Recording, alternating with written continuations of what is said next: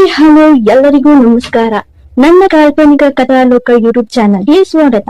ಇನ್ನು ಯಾರೆಲ್ಲ ಸಬ್ಸ್ಕ್ರೈಬ್ ಆಗಿಲ್ವೋ ಬೇಗ ಸಬ್ಸ್ಕ್ರೈಬ್ ಆಗಿ, ಹಾಗೆ ಮುಂದಿನ ಅಪ್ಡೇಟ್ಸ್ ಗಳಿಗಾಗಿ ಬೆಲ್ ಐಕಾನ್ ಅನ್ನು ಒತ್ತುವುದು ಮರೆಯದು. ಅಜಯ ಬಾವಿನಾಗ ಎಂದು ಓಡೋಡಿ ಬಂದು ನುಡಿದವನ ಮಾತಿಗೆ ಎಲ್ಲರೂ ಆತಂಕದಿಂದ ಊರಿನ ದೊಡ್ಡಬಾವಿ ಬಳಿಗೆ ಓಡಿದರು.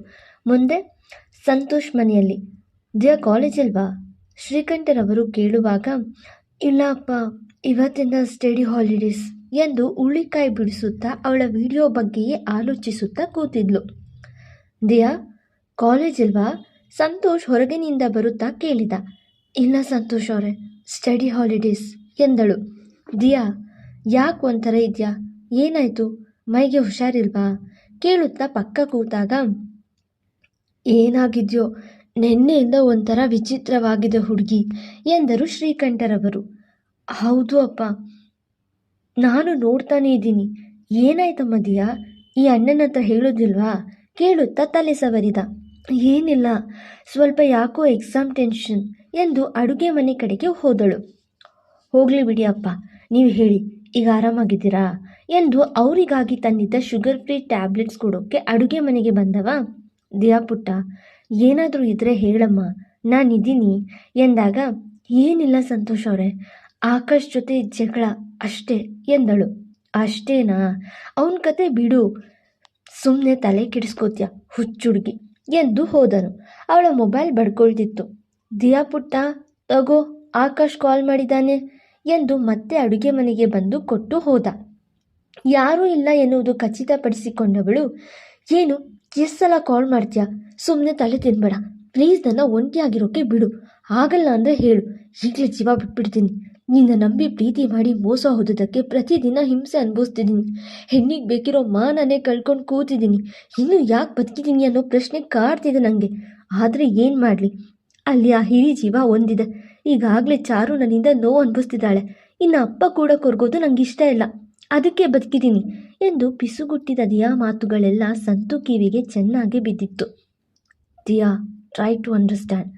ನನಗೆ ಫಸ್ಟ್ ಟೈಮ್ ಗಿಲ್ಟಿ ಫೀಲ್ ಆಗ್ತಿದೆ ಕಣೆ. ನಾನು ಏನು ಮಾಡಿಲ್ವೇ, ಈ ವಿಡಿಯೋ ಲೀಕ್ ಆಗೋಕ್ಕೆ ನಾನು ಕಾರಣ ಅಲ್ಲ.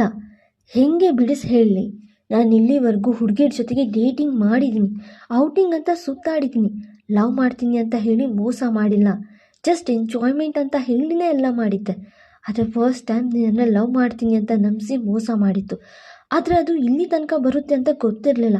ಬಟ್ ಗಾಡ್ ಪ್ರಾಮಿಸ್ ಕಣೆ, ವಿಡಿಯೋ ಲೀಕ್ ನಾನು ಮಾಡಿಲ್ಲ ಎಂದು ಆಕಾಶ್ ಫೋನಲ್ಲಿ ಹೇಳುವಾಗ, ಆಯಿತು ನೀನಲ್ಲ ತಾನೇ, ದಯವಿಟ್ಟು ನನ್ನ ಬಿಡು ಪ್ಲೀಸ್ ಎಂದು ಕರೆ ಕಟ್ ಮಾಡಿದ್ಲು.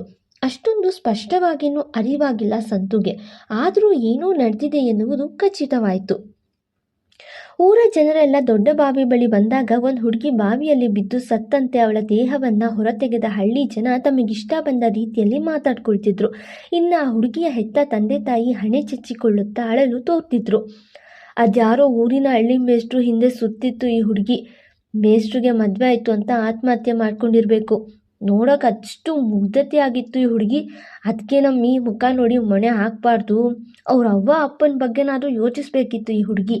ನಾಳೆ ಬೇರೆ ಊರಿನ ಜಾತ್ರೆ ಇತ್ತು, ಊರಿನ ಶಾಂತಿ ಕಾಪಾಡು ಹೆಬ್ಬಾವಿಲಿ ಹೆಣ ಬಿದ್ದಿದೆ. ಈಗ ಏನಾಯ್ತದೋ, ಅಪ್ಶಕ್ನ ಕಣಮ್ಮಿ, ಮತ್ತೆ ಗರುಡ ನೋಡೋಕೆ ಬರೋಕ್ಕಿಲ್ಲ. ಹೀಗೆ ಮನ್ಸಿಗನ್ಸಿದ್ದು ಊರು ಜನ ಮಾತಾಡ್ತಿದ್ರು. ಅಜ್ಜನಿಗೆ ಆ ಹುಡುಗಿ ದೇಹ ನೋಡಿ ಸಿಟ್ಟು ಗಗನಕ್ಕೇರಿತು. ಅವಳ ದೇಹ ನೋಡುತ್ತಿದ್ದ ಚಾರು, ಇದು ಆತ್ಮಹತ್ಯೆನಾ ಎಂದು ಅನುಮಾನಿಸಿದ್ಲು. ಬೀಬಿ ಆ ಹುಡುಗಿ ದೇಹನ ನೋಡಿ, ವೈಬಿ ಇದೆಲ್ಲ ಬೇಕಿತ್ತ, ಈಗ ಹೆಣ ಬಿದ್ದಿದೆ, ಜಾತ್ರೆ ನಡೆಯಲ್ಲ, ಲೆಟ್ಸ್ ಟೇಕ್ ಯು ಟರ್ನ್ ಎಂದು ಕೈ ಹಿಡಿದಾಗ, ಸುಮ್ಮನಿರೋ ಲಕ್ಕಿ, ಈ ಹುಡುಗಿನ ಸರಿಯಾಗಿ ನೋಡು ಎಂದು ಇನ್ನೂ ಏನೋ ಹೇಳ್ತಿದ್ದವಳ ಮಾತಿಗೆ ಅಡ್ಡಿ ಹಾಕುವಂತೆ, ಶಾಂತಂ ಪಾಪಂ, ಆ ಥರ ನಾನು ಯಾವ ಹುಡುಗಿನೂ ನೋಡಲ್ಲಪ್ಪ. ನನಗೆ ಅಂತ ಇಂದ್ರಲೋಕದಿಂದ ಕಳಿಸ್ಕೊಟ್ಟಿರೋ ವೈಫಿ ಇರುವಾಗ ಬೇರೆ ಹುಡುಗಿನ ಹೇಗೆ ನೋಡಲಿ ಎಂದು ಹಾಸ್ಯ ಮಾಡಿದ. ತೂ ಎಲ್ಲಿ ಬಿಡ್ತೀಯ ನೀನು ಹಸುರ ಬುದ್ಧಿನ, ನಾನು ಹೇಳಿದ್ದು ಅವಳತ್ತು ಆತ್ಮಹತ್ಯೆನ ಕೊಲೆನಾ ಅಂತ ಎಂದು ಪಿಸುಗುಡುವಾಗ ಅಜ್ಜನ ಬೆಂಕಿಯ ನೋಟ ಚಾರು ಕಡೆಗೆ ಬಿದ್ದಿದ್ದು. ತಟ್ಟನೆ ಮಾತು ನಿಲ್ಲಿಸಿ ನಿಂತಳು. ಅಳುತ್ತಿದ್ದ ಹುಡುಗಿಯ ಅಪ್ಪ ಅಮ್ಮನ ಬಳಿ ಹೋಗುವ ಅಜ್ಜ, ನಿಮಗೆ ಮೊನ್ನೆನೇ ಊರು ಖಾಲಿ ಮಾಡಿ ಅಂತ ಹೇಳಿದ್ದೆ ತಾನೆ, ಎಪ್ತಿಲ್ವೇನೋ ಎಂದು ಕೇಳಿದ್ರು. ಯಜಮಾನ್ರೆ, ನಮ್ಮ ಹುಡುಗಿ ಆತ್ಮಹತ್ಯೆ ಮಾಡ್ಕೊಳ್ಳೋ ಹುಡುಗಿ ಅಲ್ಲ, ಅವಳು ನಿನ್ನೆ ತಾನು ಇವತ್ತು ಊರು ಖಾಲಿ ಮಾಡೋಣ ಅಂದಿದ್ಲು. ನಮ್ಮ ಮಗಳ ಸಾವಿಗೆ ನ್ಯಾಯ ಕೊಡಿಸಿ ಯಜಮಾನ್ರೆ ಎಂದು ಕೈ ಮುಗಿದ್ರು. ನ್ಯಾಯನ? ಯಾರಿಗೆ ನ್ಯಾಯ? ನಿಮ್ಗ? ಶಾಲೆಯ ಮೇಷ್ಟ್ರಿಂದ ನಿಮ್ಮ ಮಗಳು ಸುತ್ತ ಇದ್ದದ್ದು ನಮಗೆ ಗೊತ್ತಿಲ್ವಾ? ಅಥವಾ ಅವನಿಗೆ ಮದುವೆ ಆದದ್ದು ನಿಮಗೆ ಗೊತ್ತಿಲ್ವಾ? ಹೇಳಿ, ಗೊತ್ತಿಲ್ವಾ ಎಂದು ಕೇಳಿದರು ಮುಂಗೋಪಿ ಮುದುಕಪ್ಪ. ಗೊತ್ತೈತೆ, ಆದರೆ ನಮ್ಮ ಮಗಿ ನಿಜಕ್ಕೂ ಆತ್ಮಹತ್ಯೆ ಮಾಡ್ಕೊಂಡಿಲ್ಲ ಯಜಮಾನ್ರೆ. ಅವಳಿನ ಮ್ಯಾಕ ಓದ್ಕೊಂಡು ನಮ್ಮನ್ನು ಸಾಕ್ತೀವಿ ಅಂತ ಹೇಳಿದ್ಲು ಎಂದು ಆ ಹುಡುಗಿ ತಾಯಿ ಹೇಳಿದಾಗ, ನಿಮ್ಮನ್ನು ಸಾಕು ಆಕೆ ಯಾಕಮ್ಮ ಆತ್ಮಹತ್ಯೆ ಮಾಡ್ಕೋತಾಳೆ? ಆಕೆ ಹೋಗೋದಲ್ದೆ ಊರಿನ ಸಂಭ್ರಮವನ್ನು ಕೂಡ ಶೋಕಾಚರಣೆ ಮಾಡೋ ಹಂಗ ಮಾಡಿ ಹೋದ್ಲಲ್ಲ, ಇದಕ್ಕೇನು ಕೊಡ್ತೀವಿ ಉತ್ತರ ಎಂದು ಪ್ರಶ್ನಿಸಿದ ಅಜ್ಜನ ಪ್ರಶ್ನೆಗೆ ಆ ಅಪ್ಪನ ಬಳಿ ಉತ್ತರವಿರಲಿಲ್ಲ. ಅಳುತ್ತಾ ತಲೆ ತಗ್ಸಿದ್ರು. ಈ ಊರಿನ ಜನರೆಲ್ಲ ಸರಿಯಾಗಿ ಕೇಳಿಸ್ಕೊಳ್ಳಿ. ನಾಳೆ ನಡಿಬೇಕಿದ್ದ ಊರಿನ ಜಾತ್ರೆನ ಮುಂದಿನ ಪೌರ್ಣಮಿಗೆ ಮುಂದೂಡ್ತಾ 500 ಬಳ್ಳಿ ಒಳ್ಳೆ ಮುಹೂರ್ತ ಕೇಳಿ ಮುಂದುವರ್ಸೋಣ. ಹಾಗೆ ಊರಿನ ಹೆಬ್ಬಾವಲ್ಲಿ ಬಿದ್ದು ಆತ್ಮಹತ್ಯೆ ಮಾಡ್ಕೊಂಡಿರೋ ಪಟೇಲರ ಕುಟುಂಬವನ್ನ ಊರಿನಿಂದ ಬಹಿಷ್ಕರಿಸಲಾಗಿದೆ. ಇವ್ರ ಮಗಳು ಮಾಡಿದ ತಪ್ಪಿಗೆ ಅವರಿನ್ನು ಯಾವುದೇ ಕಾರಣಕ್ಕೂ ರಾಯರಳ್ಳಿ ಕಡೆಗೆ ತಲೆ ಹಾಕಬಾರ್ದೆಂದು ತೀರ್ಮಾನಿಸಲಾಗಿದೆ ಎಂದು ಶಲ್ಯವನ್ನ ಒಮ್ಮೆ ಕೊಡವಿ, ಇನ್ನೇನು ಹೋಗಬೇಕು, ಅವಳು ಆತ್ಮಹತ್ಯೆ ಮಾಡಿಕೊಂಡ್ಲು ಅಂತ ನಿಮಗೆ ಹೇಗೆ ಗೊತ್ತು ಅಜ್ಜ ಎಂದು ಕೇಳಿಯೇ ಬಿಟ್ಟಳು ಚಾರು. ಊರಿನ ಜನರೆಲ್ಲರ ಗಮನವು ಈಗ ಅವಳತ್ತ. ಜಗನ್ನಾಥರ ಕಿವಿಗೆ ಮೊದಲ ಬಾರಿ ಪ್ರಶ್ನೆ ಕೇಳಿದ ಅನುಭವ. ಹುಬ್ಬು ಒಟ್ಟುಗೂಡಿಸಿ ಹಿಂದೆ ತಿರುಗಿ ನೋಡಿದ್ರು. ಅದು ಬೇರ್ಯಾರೂ ಅಲ್ಲ, ಚಾರುಣ್ಯ, ಮೊಮ್ಮಗ ದರ್ಶನ್ ವರ್ಮನ ಹೆಂಡತಿ. ಅಜ್ಜಿ ಸುಮಲತಾ ಕಣ್ಣು ಬಾಯಿ ಬಿಟ್ಟರು. ಬೀಬಿ ಅವನ ಹೆಂಡತಿ ಬಗ್ಗೆ ತಿಳಿದಿದ್ದೇ ಸುಮ್ಮನೆ ನಿಂತಿದ್ದ. ಶರ್ಮಿಳಾ ಅವರು ಮೆತ್ತಗೆ ಚಾರು ಬಳಿ ಬಂದು, ಮಗಳೇ, ಅವರು ಊರಿನ ಮುಖ್ಯಸ್ಥರು, ನಿನ್ನ ಏನೇ ಪ್ರಶ್ನೆ ಇದ್ರು ಮನೆನ ಕೇಳಿವಂತೆ ನಡಿಯಮ್ಮ ಎಂದಾಗ, ಹೇಳಿ, ಅದು ಆತ್ಮಹತ್ಯೆ ಅಂತ ಹೇಗೆ ಹೇಳ್ತೀರಿ?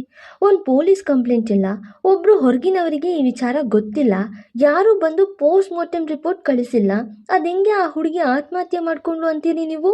ಮತ್ತೆ ನೇರವಾಗಿ ಅಜ್ಜನಿಗೆ ಪ್ರಶ್ನೆ ಮಾಡಿದ್ಲು. ಏನಿದು ಅಜ್ಮಾಡ್ರೆ, ನಿಮ್ಮ ಸೊಸೆ ಎಂದು ಯಾರೋ ಬಾಯ್ ತೆರೆಯಲು ಅಜ್ಜ ಕೈ ಅಡ್ಡದೋರಿ, ನಿಮಗೆ ಕೈನಾಗ ಕೈ ಗಡಿಯಾರವಿದ್ರೆ ಮಾತ್ರ ಸಮಯ ತಿಳಿತದೆ, ಆದರೆ ನಮಗೆ ಸೂರ್ಯನ ಹೆಜ್ಜೆ ಗುರ್ತು ನೋಡಿನೇ ಸಮಯ ಗೊತ್ತಾಗ್ತದೆ ಹುಡುಗಿ. ನೀವು ಹುಷಾರಿಲ್ಲ ಅಂತ ಡಾಕ್ಟ್ರು ಕೊಡೋ ಗುಳಿಗೆ ನುಂಗ್ತೀರಿ, ಆದರೆ ನಾವು ಮನೆ ಮದ್ದಿನಾಗ ಗಿಡಮೂಲಿಕೆಗಳಿಂದಲೇ ಎಲ್ಲ ಸರಿಪಡಿಸ್ಕೊಳ್ತೀವಿ ಹುಡುಗಿ. ನಂಗಾಗಿರೋ ಅರ್ಧ ವಯಸ್ಸಾಗಿಲ್ಲ ನಿಂಗೆ. ನನ್ನೇ ಪ್ರಶ್ನೆ ಮಾಡ್ತಿ? ಹೇಳ್ತೀನಿ ಕೇಳು. ಈಕೆ ಯಾಕೆ ಆತ್ಮಹತ್ಯೆ ಮಾಡ್ಕೊಂಡು ಸತ್ತಾಳ, ಮತ್ತೆ ನನಗೆ ಇದು ಆತ್ಮಹತ್ಯೆ ಅಂತ ಹೇಗೆ ಗೊತ್ತಾಯಿತು ಎಂದು? ಆಕೆಗೆ ಮೇಷ್ಟ್ರಿಗಾದ ಮದುವೆ ಸಂಕಟ ಇತ್ತು, ಅದಕ್ಕೆ ಆತ್ಮಹತ್ಯೆ ಮಾಡ್ಕೊಂಡಾಳ.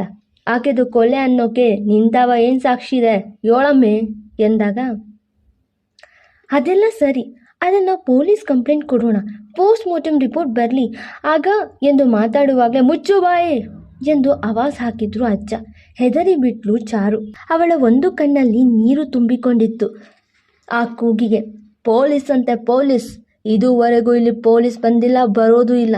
ನಾನು ಹೇಳಿದ್ದು ಈ ಊರಿಗೆ ಒಪ್ಪಿಗೆ ಅದೆ, ಇನ್ನು ನೀನು ಈ ಊರಿಗೆ ಅತಿಥಿಯಾಗೇ ಇರು ಎಂದು ಬೆರಳಲ್ಲಿ ಎಚ್ಚರಿಸಿ, ನಿಂಗೆ ಸಾಕ್ಷಿ ಬೇಕೇನಮ್ಮಿ?